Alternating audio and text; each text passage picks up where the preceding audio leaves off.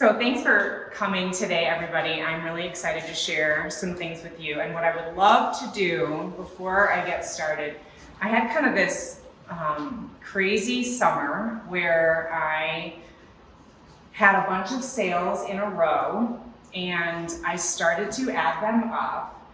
And by the end of 1 month, I was at 94,000 in sales. And I was like, what is going on? And then I was typing some of my friends and colleagues saying, okay, I didn't hit the 6 figures in this 1 month. Let's see how long it takes. And actually this number is wrong. It was 42 days after I did some of the math. But it really shook me and surprised me and made me curious about what I had done. And I just thought, in a scale-up talk environment today, it would be interesting to share this story today. So, this is what I posted on the day that I did hit the 100,000 mark and shared with some of my team, who I'll talk about in a little bit. And this is the post-it notes that I have still on the side of my desk that is growing. And that's it's extremely motivating for me to see those numbers and to try to add more of them. And I'm going to basically use that post-it and just guide you through what happened. But first, I would like to tell a story. So raise your hand if you have ever been whitewater rafting. Yeah, I mean, we live in a pretty amazing state, and the Poudre Canyon is where I was on August 12th, and we were going to take a family rafting day before my oldest daughter went off to college. So it's August 12th.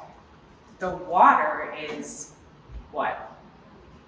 Low. It's low in August. So we're sitting at the place where you get your safety demonstrations told to you about what to do when you fall out of the boat and feet first. And I'm sitting there on the log with my family, and I'm like, yeah, whatever.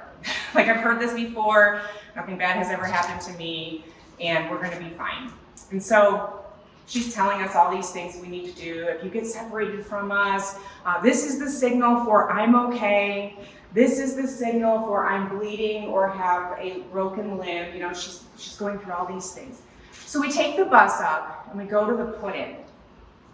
And you can see there's there's 1,000 pounds in this boat easily with the 2 large men and all of us there. We get to the put-in, and I am not kidding. 30 seconds later, we arrive on the top of this giant protruding rock in the middle of the river. We have barely gone away from the put-in. And we're so stuck. Like, we're just sitting there and we're like, well, what do we do? And so we're like shimmying and we're moving and nothing is working, and our guide is trying to help us. And before I knew it, everyone spilled out of the boat like a bunch of Cheerios that had been knocked by a 4-year-old.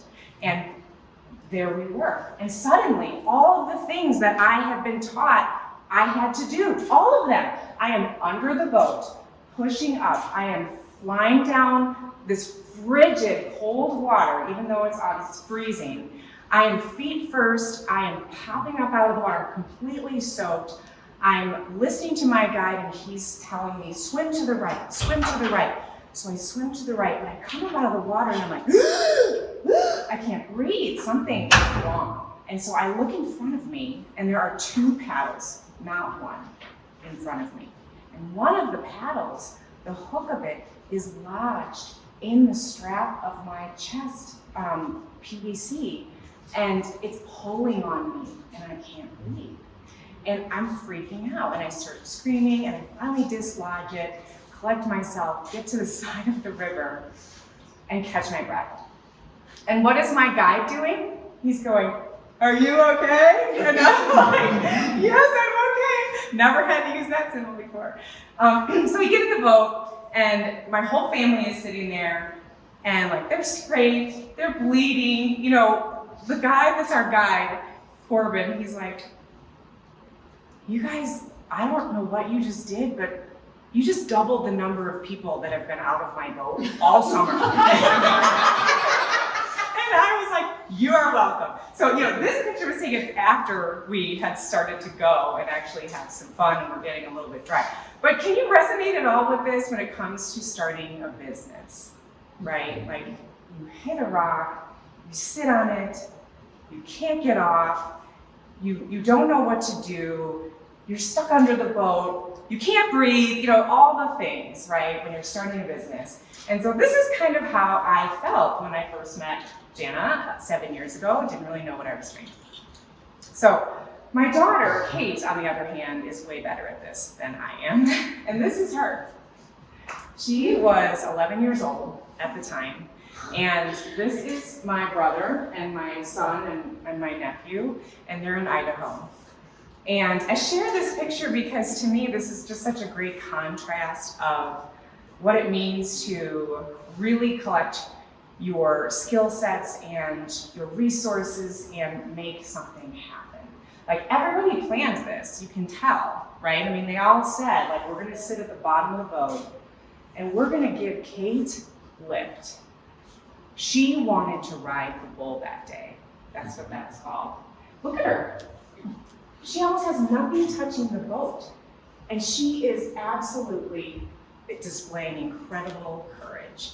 And that's what we have to do with a startup and our own businesses, is try to ask for help so we can get that lift and get on our way down the river, no matter what the water looks like, how high it is, or what's happening. So I want everybody to just write something down about your own business right now, or think of it in your mind. What is a huge goal that you've made and matched this year? What have you done that surprised you? What have you done that made you proud of your year so far? Because we all have something. So, who's got something? Share something. Go ahead, Amanda. I have an email system in place that I used with a QR code to get people's emails. First time in 4 years. QR code for the win. Awesome. And an email list. That's fantastic. Thank you for sharing. Who else? Sure. Yes. The biggest thing is, failure and putting yourself out there, right? Yeah. So I need the bad self-talk. When I talk to me, they just tell me if they're interested. When I reach out, I'm not going to hear them back.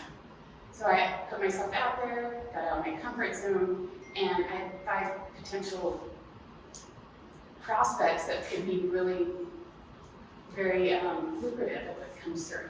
Awesome. Put yourself out there, get uncomfortable. Maybe, hopefully you don't have something pulling at your neck, right? What did you have? I had my first employee on salary. Fantastic. First employee on salary? That is worth a little round of applause. That's huge. What type of business do you do? Compost service. Compost service. Wow. How long have you been in business? 4 years. 4 years. That's huge. I don't have any money on salary yet, but I'm getting there. No, thank you for sharing. Okay, let's go ahead and dive in. I have 7 P's that I'm going to walk through today when it comes to kind of how this all went. So we're going to go completely backwards for the whole talk. We're going to start now, and I'm going to take you all the way back by the end to what I was thinking about when I was 13.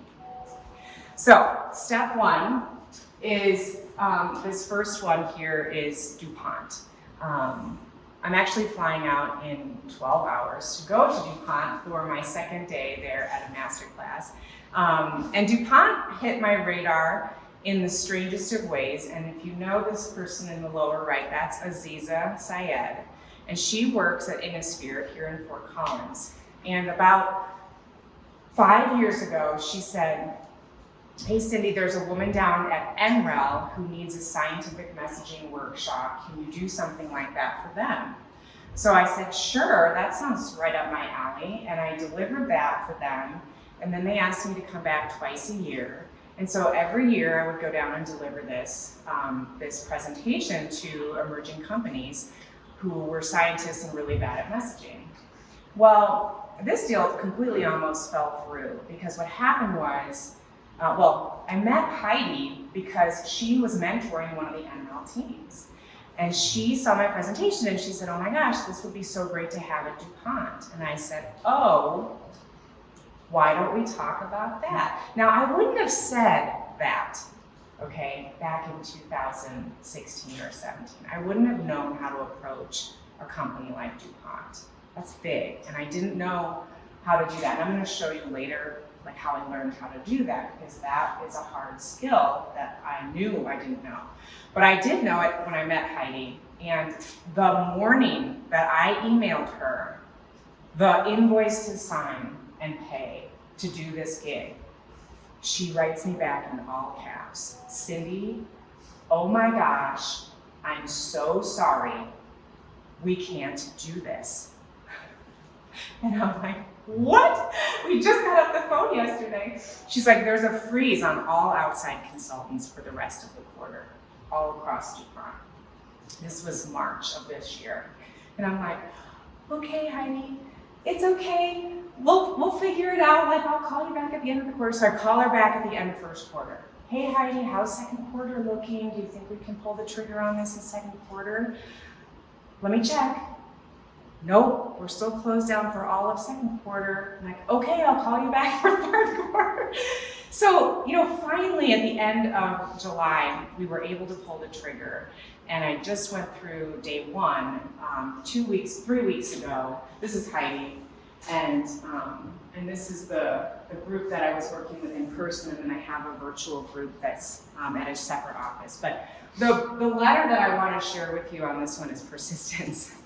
And I'm sure that you can relate to needing to be persistent, and I guess patient would be my other one, because I would easily maybe have just let it go if I didn't know some of the tactics that I've been learning around keeping leads warm.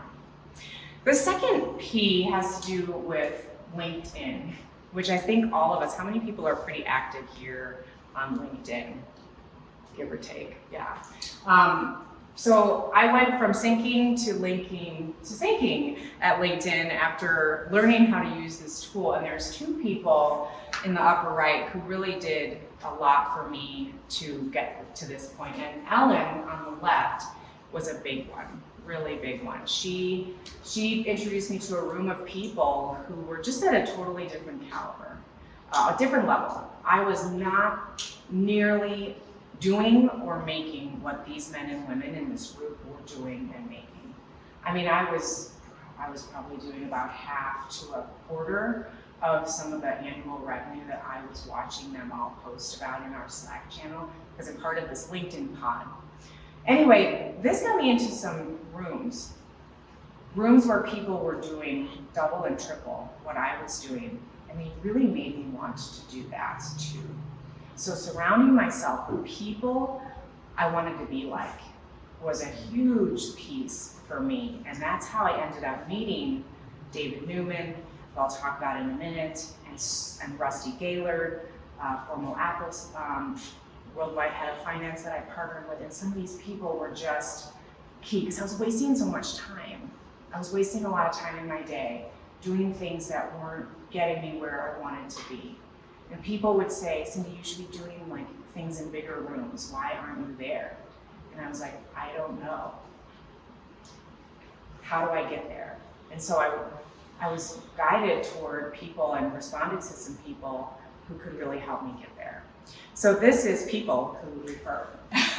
And that's how I ended up with some of the ones that are squared in red on this slide.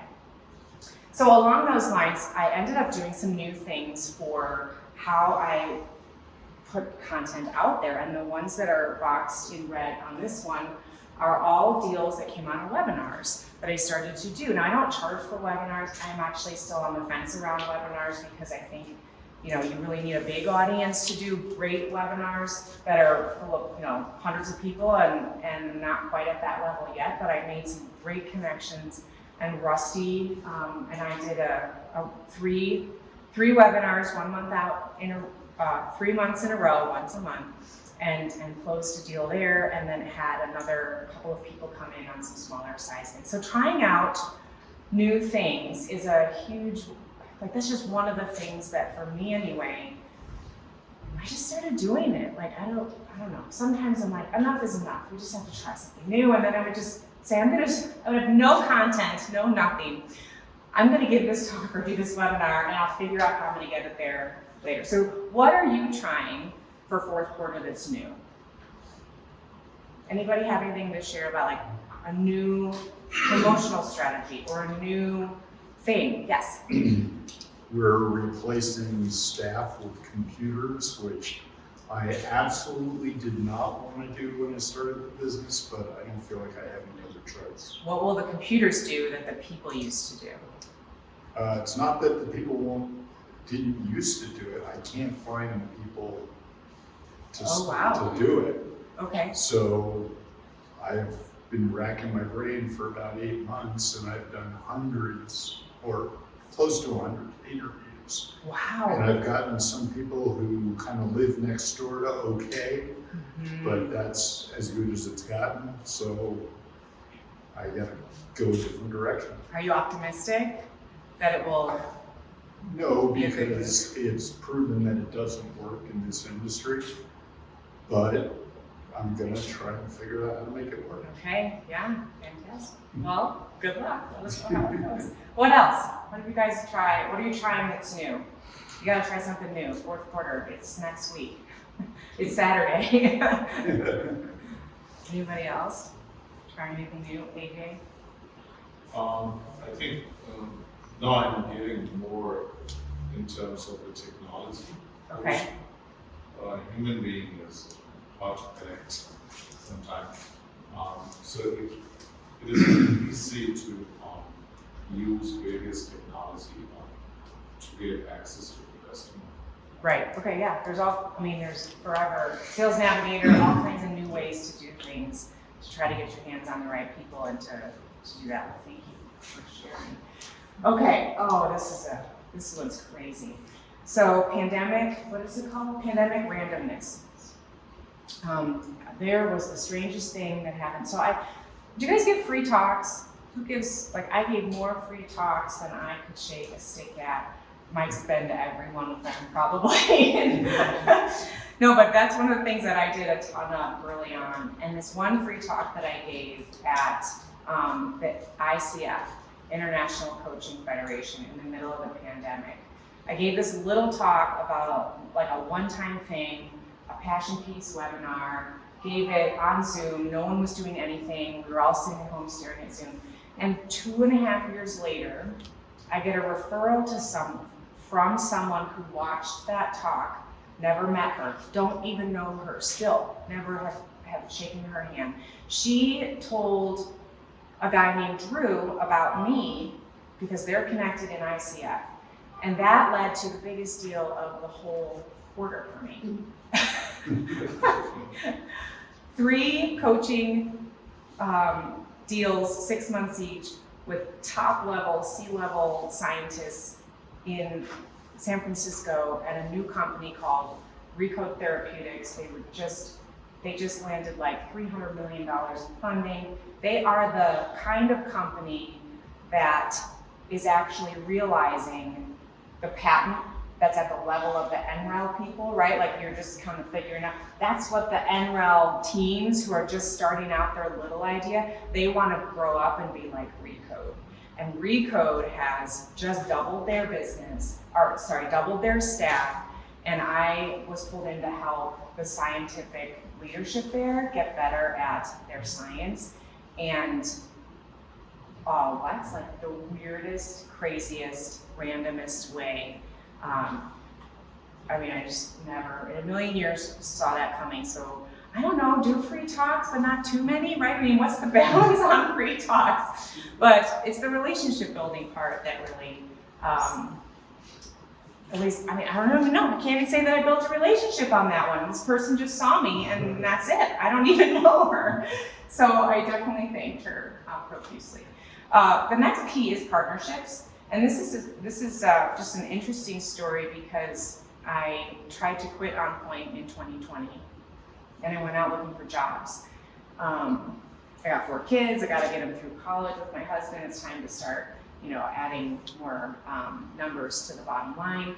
And I went out looking for full-time jobs, and Doyle, who I've known for a long time, he runs a PR firm down in Boulder, and he called me and said, "Hey Cindy, do you want to come and be a senior account executive here we need some help. And I have experience in PR and marketing. At the time, I did a weird thing and I said, no thanks.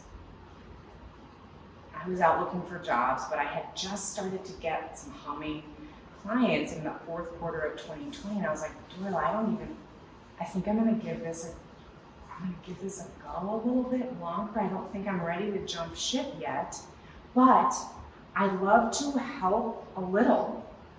Could I ride in the bike lane for you guys?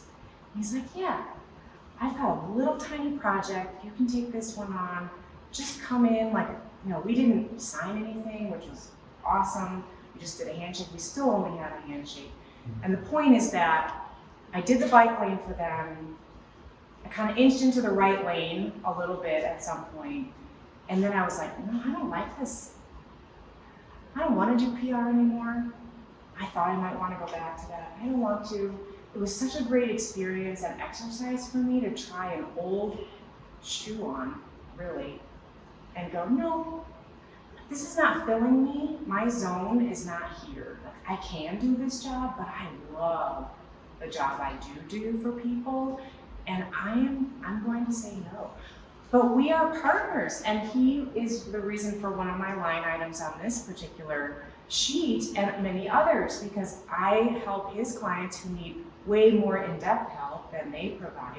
And he does amazing slide decks for my clients, and we have a fantastic, fruitful partnership. So that was just an interesting insight from last year. Previous clients, this guy called me and I was like, oh, he's never gonna buy from me again. I mean, my prices when I worked with him were like absolute peanuts, and having worked with David, who I'll get to in a second, there's no way this guy is going to sign on. I mean, I had to go through a period of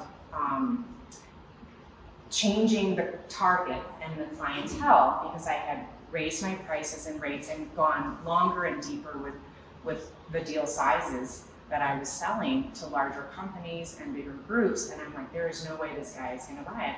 I sold him something for like $1,500 that probably now costs $10K, and he's never gonna buy it. His wife called me out of nowhere.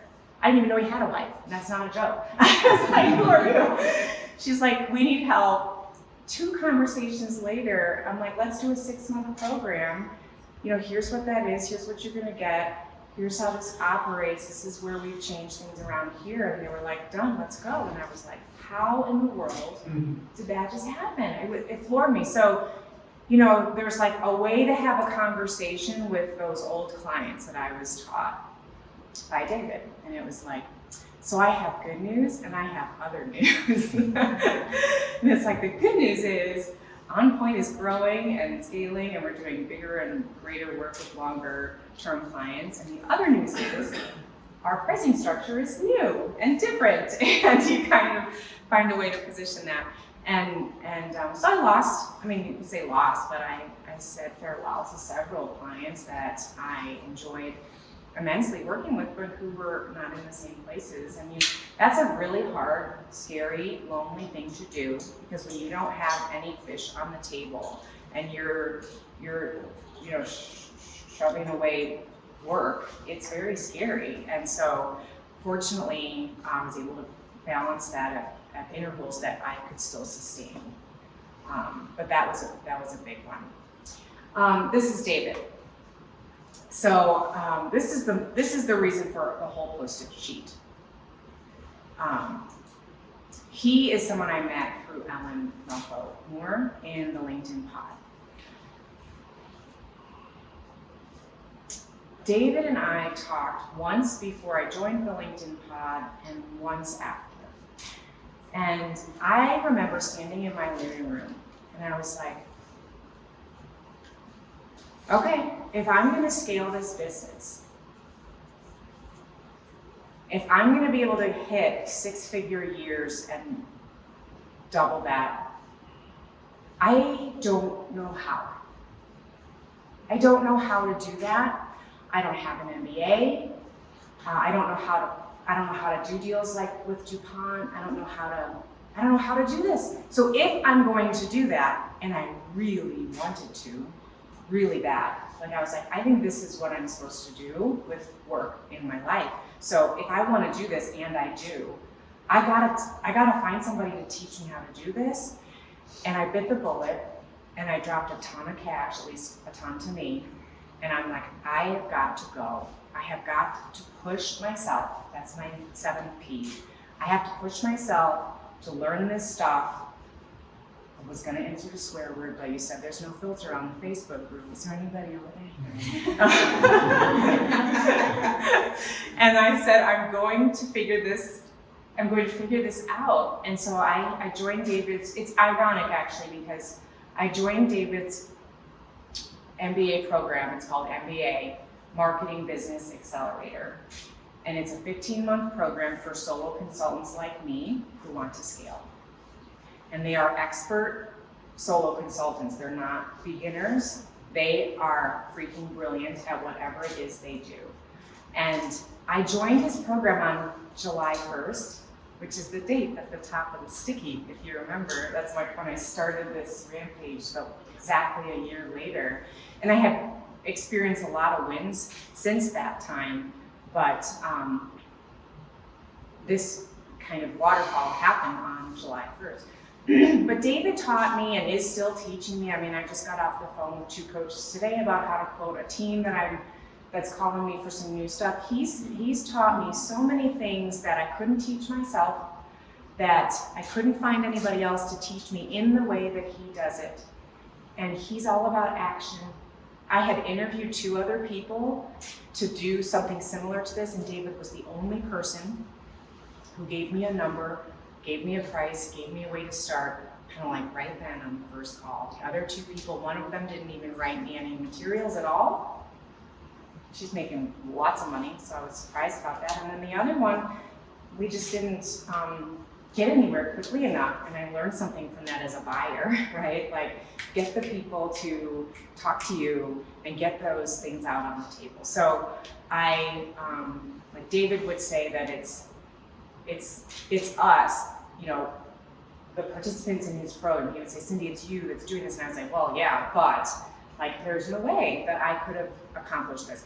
And so, you know, this program has changed my life. It has changed my family's life. It is changing my family tree. Because of the things I can do and the things I believe now that I can do. Like, I believe that I can do things now that I did not believe that I could do before. And so, like, that I get to go sit on a plane in the morning at 4 a.m. and, you know, I wasn't doing things like that. I was never in a million years. I was sitting, when I went to DuPont 3 weeks ago, I was standing in the place in Wilmington, Delaware. And I was like, why in the world is DuPont in Wilmington, Delaware? So the night before I was leaving for DuPont, I was like, gee, maybe I should do some audience analysis and like watch the video about DuPont's history, right? So I did. And you know, Wilmington, Delaware is the home of DuPont. It's where it all started in 1802 on the banks of the Brandywine River. And so I just, and they invited me to come out and do this talk in person. I was supposed to do it all virtual. Originally, this whole plan was just, let's do this all on Zoom. But after a couple of calls with me, they were like, geez, Cindy, we would really like to have you come. Could you come? And I was like, yeah, I'll come. And then I should have charged them a lot more. I am still learning, people. But you know, that was a pretty awesome experience and moment for me. So these are the 7 Ps. And here are some of the people in my boat that have helped me get to where I am, at least right now. And some of them are in this room, some of them are in Denver. This is Larry Salmon, and he is actually my neighbor. One of my neighbors down the street, he's an angel investor. He's the only reason I ever learned about the investment community. And Mike, you know, you've been with me a long time through that piece. But some of the things that I look back on that you're probably all able to do too are like, what are the breadcrumbs? Like, what are the breadcrumbs in your business's life that have gotten you to where you are? What are the times in your life you've said no and you're dang glad you did? or the times that you said yes and you're dang glad you did, because I just like thinking about those kinds of things, and that's what today's talk is all about. So persistence, people who refer, these are my insights from how I got to this milestone. Positioning pivot, partnerships, pandemic randomness, past clients, and pushing myself further. So just to keep going backwards in the talk, very normal, right? Pandemic pain, this is just to share that I did go out looking for jobs and almost quit. I had 2 interviews, one at Wyland and one at Otter. That was where I wanted to work. I cried after I did not get a call back from the 3rd interview from Otter. That was my dream job. I knew I wanted to work there. I knew it was the right place for me. And it wasn't. Right? But I was crushed. I was like, what am I gonna do now? I mean, I had my resume all redone, the whole bit. My husband and I are looking at each other like, well, now what are we gonna do? And I don't know, something just clicked where it was like, well, I guess that's not supposed to be. So my other backward moment is the beginning of On Point. When I went out looking for a part-time job when my youngest daughter was going to 1st grade. And I was looking for a job at like Miramont, the gym, so I could get a free membership too. Like this was my level of thinking. Can I get a free membership, please? And would you just hire me to like buzz cars? And they looked at me like I was crazy because I had a master's degree and all this experience. And one woman said, Cindy, I feel like the best interviewer we've ever had, and we're not hiring you. And I was like, thanks. And they said, we just really don't think that you're going to be happy here. And I was like, damn it, you're probably right. And, all this to say, like, On Point is 7 years old yesterday. So I brought cake for everybody to help me eat. But 7 years ago, yesterday, I submitted my paperwork to the state and started On Point Communications. But I never intended to do that at all. I ended up not getting a part-time job, sitting down with Tannis Roeder, who is a presentation skills coach, and said, hey, can you help me with my TEDx talk? Because you just said you like to do content development and like the writing part. And there's not a lot of people out there that do that. That was huge. I didn't know that. I didn't know that at all. Like there aren't a lot of people out there that do that. And so I coached her, had an example of not knowing what the hell I was doing. I coached her for 4 sessions. I made them all up as I went. Don't tell Tannis. No. And then she nailed it on the stage and said, Cindy, you should really do this instead of looking for more part-time jobs, because this is what you're really good at. But, I go way back, and the other surprise is that when I was 13, I lived in Chicago. I lived in the suburbs when I was young, and I remember with my mom one day walking down the streets of Chicago. She would take me down once in a while for just a day with us, because I have 2 older brothers, only girl. We were going down. I really do remember this, going across the bridge toward the Wrigley Building and going, oh man, that is such a pretty building. I want to work there someday. And then I did. Like completely coincidentally, at least to me, my first job was on the 9th floor. I was working at BBDO Chicago. My dad had a friend of a friend, and I got a very hard interview stepping, it was very hard to get in, but like that was my dream. But the point of this slide is to say, like, that's what I wanted then, but I also knew I was not a career woman. I was like, I want to have babies. I just want to have a mom life. And I don't want to, as I got into BBDO, I was like, I don't want to be that woman who can't get home for her daughter's 15th birthday, because she stayed late that night and missed the birthday dinner of her only daughter. And I was like, no, I'm not going to do that. I don't want that for my life. I just want to work a little bit out of college. I want to marry my Prince Charming and have babies and stay at home and like do what my mom did, And so I did do that, at least some of it. You know, I have four kids, and but like, I don't know, all of this is just completely not what I planned. And I think that is, for me, the coolest part of it all. I never wanted to work after I had kids. I never thought that I would. I never dreamed that I would be explaining this kind of a realization of a number like that. Like it's completely beyond anything that I ever thought I was going to be able to do or that God had in store for me. And I think that I have to end by saying that, like, he's the one that I've been listening to the most. He's the one in the boat that I'm listening to, because every time that I thought I knew what I was supposed to do, I was wrong a lot. I really was wrong. Like I was, I'm gonna do, and the doors weren't opening. Like I should have been able to get a part-time job, you guys. Like I should have been able to get a job, like a full-time job in the pandemic. I have really good skills, you know, and the doors just kept shutting. And at those points, I would be like, oh, okay, hold up.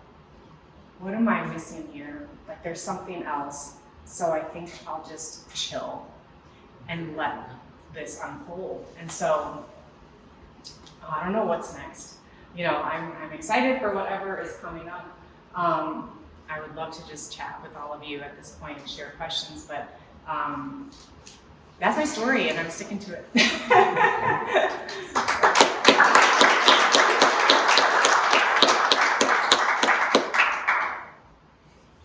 Cindy, there aren't any panels coming up in this room after you, so if you want to hang out and everybody eat some cake, that's yeah, let's have cake. Yes, question. Can you explain what you actually do? Yeah. Jana, you were supposed to do that. No. I provide advanced presentation skills and message preparation for individuals and teams at high levels. So I have a master's in rhetoric, and that is when I go in, I work with people and help them understand what is persuasion. What are you actually trying to do when you persuade an audience? And how can you pull out tools from your proverbial persuasive tool belt to actually get your audience to act? So a lot of storytelling work, a lot of developing slide decks, investor pitch decks, on-stage delivery, these kinds of things, at a really molecular level.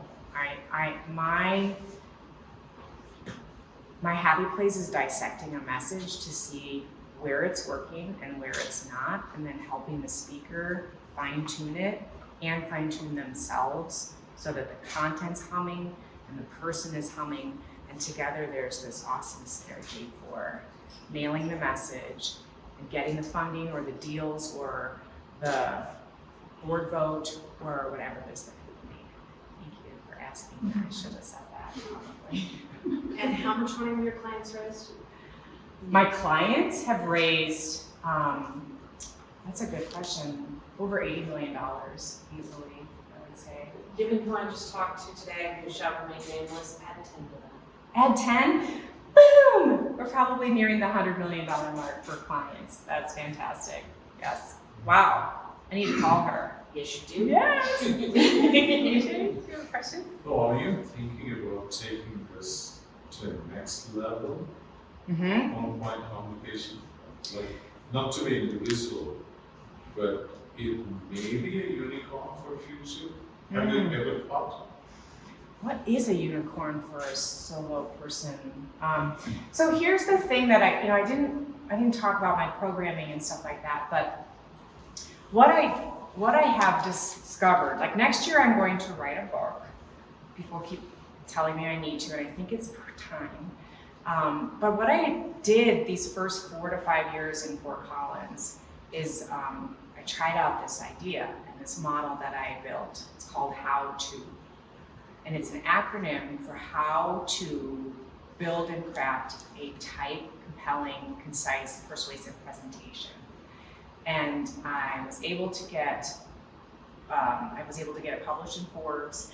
I've brought it out to individuals, groups, and DuPont, and it's just everybody loves it. They get it right away. I think that's the idea that I'm sitting on that needs to be shared with the world. Like, it's really intuitive. The basics of the how-to model are that whenever you stand up in front of a group, your audience is asking you things without opening their mouths, and they are telling you to do these 5 things. Hook me, get my attention, tell me a story. Orient me to your problem, your thing, whatever you're doing. Win me over, that you have the solution, that you can do this job, that you are the person. T is tell me more. Okay, now I'm believing you, I'm trusting you, I get it. And the O is offer me a way in, offer me a way to buy, invest, partner, say yes, get a conversation, or whatever. Because when you're standing on the stage in front of an audience you don't know and they know you want something, you're like this red blinking light to them of risk. And it's your job and yours alone to bring them from red to yellow to green, and that how-to model does it. And it puts the focus on the audience instead of the speaker, which is where everybody starts. And I say, no, you don't start that way. You have to sit yourself in the shoes of the audience and build your message around what they want, not what you want to tell them. And that's been a game-changing mind shift for the clients that I work with and the audiences. And I think that the simplicity of the model, the acronym, the double meaning, like, it's all a great package. And that's kind of my next move. Now, Cindy, when did that Forbes article come out, and how big of a role did it play in landing bigger sales? It came out in June of 2021, and it has played a big role in my opinion. I don't know if I can put a number on it, but it's an interesting thing because I remember meeting Henry DeVries, the writer, and I actually sent him 2 options for an article. And I asked him, I was like, so this is my baby that I'm giving you over here, this how-to model. Like, should I give you this? Like, I didn't know. And I was like, literally, just tell me. Otherwise, I've got this one. And he did not ask. He went to press with the how-to model.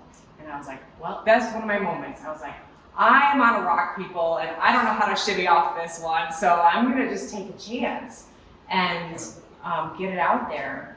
And that credibility, that Forbes logo, it's really helped a lot. It's put me in circles that are like, oh, she's serious, like, she knows her stuff, and Forbes publisher, so she's gotta know something. And how did you get the Forbes article then? Ellen Malcolm Moore in LinkedIn pod. Steve Brody is in that pod. He is a former VP of Coca-Cola, and he knows Henry. Henry's written a lot of articles for a lot of the people in that LinkedIn pod, including me and Ellen and Steve and a couple of others. And David Newman knows him. Henry DeVries writes books. He's from Chicago. He's a huge Cubs fan. We were fast friends. But yeah, that's a whole story in itself too. But that how-to model is the thing that I think is the unicorny part of what I do. So there's one solo premier from England. Her name is Artinger. Okay. And she started a company like you, and and I see most of the time you and Jana.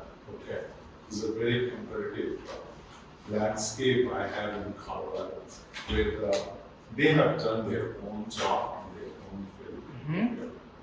Artinger brought the 2 people together, and now they are like almost 600 people working for them. Really? Yeah.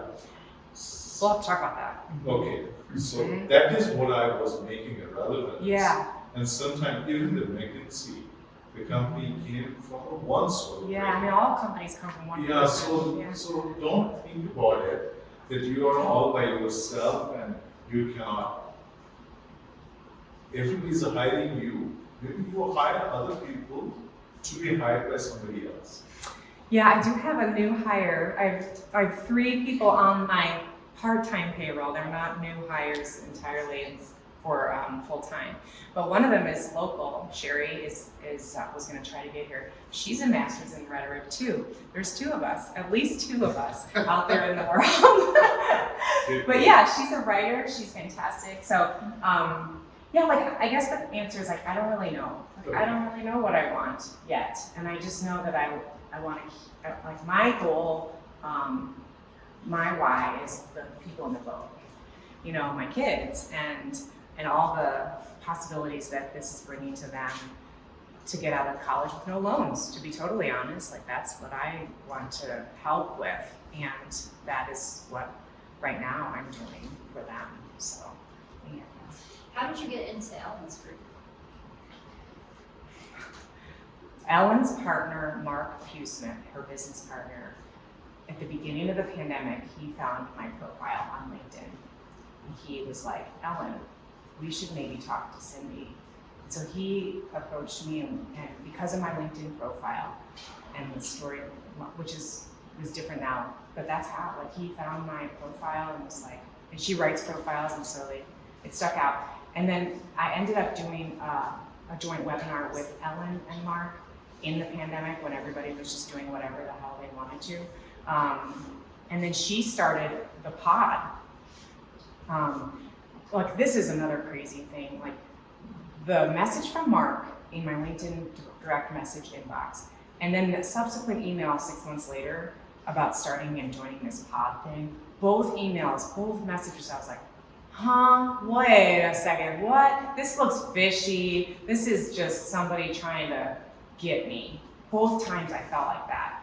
And both times I was wrong again. You know, so it's just weird how whatever kind of woke me up to go, maybe I should talk to them. I don't know, maybe there's something that I should do. So, John, did you think of something? Yeah, exactly. Well, he was like, hey, wake up, this is a good one. So yeah, Ellen started the LinkedIn pod at the end of the year of 2020, and she emailed like 25 people and was like, hey, I'm gonna try this pod thing, which now we pay to be part of. But it's a posting pod where everybody posts at the same time, on the same day, and you all elevate each other's views, and you know, like it's a game, we're playing with the algorithm, but it's helped me and it has worked and has brought me clients. Like it changes my feed and all those other things, but it has worked in those ways. You gotta go.